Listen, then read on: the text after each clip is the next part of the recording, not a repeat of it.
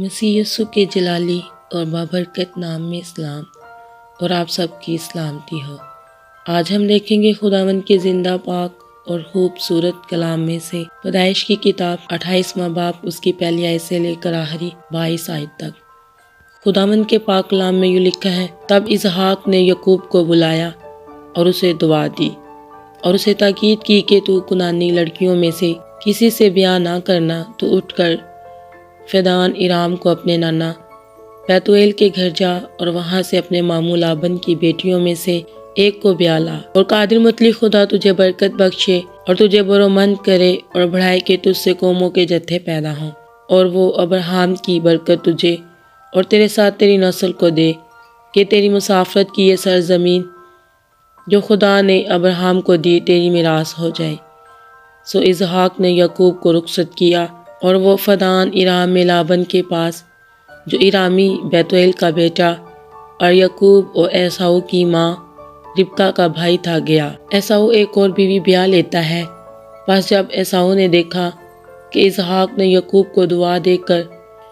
اسے فدان ارام کو بھیجا ہے تاکہ وہ وہاں سے بیوی بیاہ کر لائے،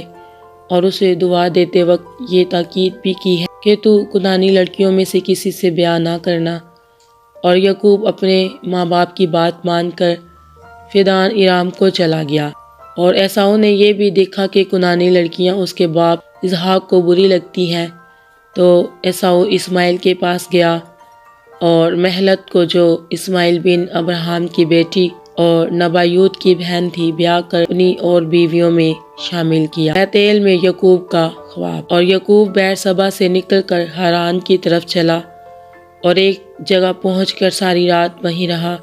کیونکہ سورج ڈوب گیا تھا، اور اس نے اس جگہ کے پتھروں میں سے ایک اٹھا کر اپنے سہانے دھر لیا اور اسی جگہ سونے کو لیٹ گیا۔ اور خواب میں کیا دیکھتا ہے کہ ایک سیڑھی زمین پر کھڑی ہے اور اس کا سرا آسمان تک پہنچا ہوا ہے، اور خدا کے فرشتے اس پر سے چڑھتے اترتے ہیں، اور خداوند اس کے اوپر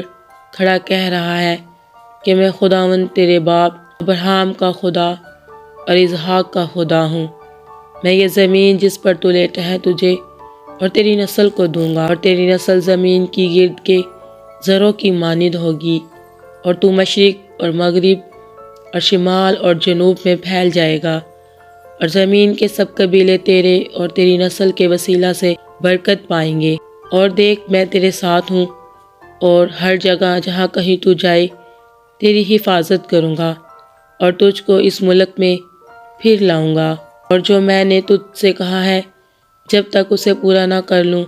تجھے نہیں چھوڑوں گا۔ تب یعقوب جاگ اٹھا اور کہنے لگا کہ یقیناً خداوند اس جگہ ہے اور مجھے معلوم نہ تھا، اور اس نے ڈر کر کہا، یہ کیسی بھیانک جگہ ہے، سو یہ خدا کے گھر اور آسمان کے آستانہ کے سوا اور کچھ نہ ہوگا۔ اور یعقوب صبح سویرے اٹھا اور اس پتھر کو جسے اس نے اپنے